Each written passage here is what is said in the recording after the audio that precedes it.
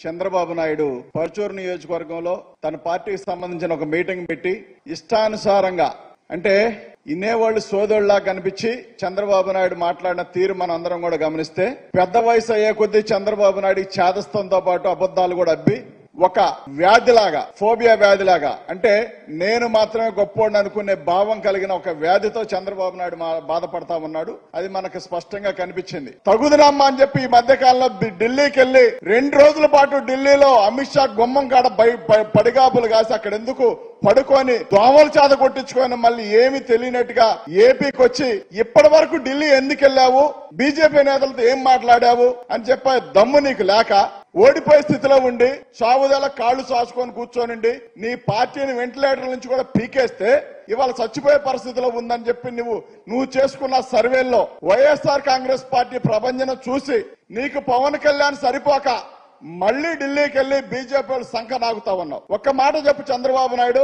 పచ్చటి పొలాలు 3 పంటలు పండే పొలాలు సర్వనాశనం చేసి రైతులను భయభ్రాంతులకు గురి చేసి వాళ్ళ మోసం చేసి తుపాకీలు ఎక్కుపెట్టి వాళ్ళ దగ్గర భూమి సేకరించింది నువ్వా కాదా? నీ మనవడి మీద ప్రమాణం చేసి చెప్పు, లేదా ఆఫ్నాలెడ్జ్ ఉన్న నీ కొడుకు మీద ప్రమాణం చేసి చెప్పు, నేను చేస్తా, నేను సిద్ధం. బలవంతంగా భూసేకరణ చేయలేదు అని చెప్పి నువ్వు చెప్పగలవా?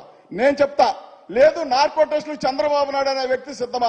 నేను ఒక బ్లడ్కి పుట్టా, నేనైతే చంద్రబాబు నాయుడు కూడా ఒకే ఒక బ్లడ్కి పుట్టింటే దీని మీద చర్చకు సిద్ధం అవ్వాలా. దమ్ము ధైర్యం ఉంటే నువ్వు సీనియర్ మోస్ట్ 75 సంవత్సరాలు చెప్తా ఉన్నావు కదా, నేను చర్చకు సిద్ధం. నీతో ఎనీ టైం నీతో నేను కూర్చుంటా.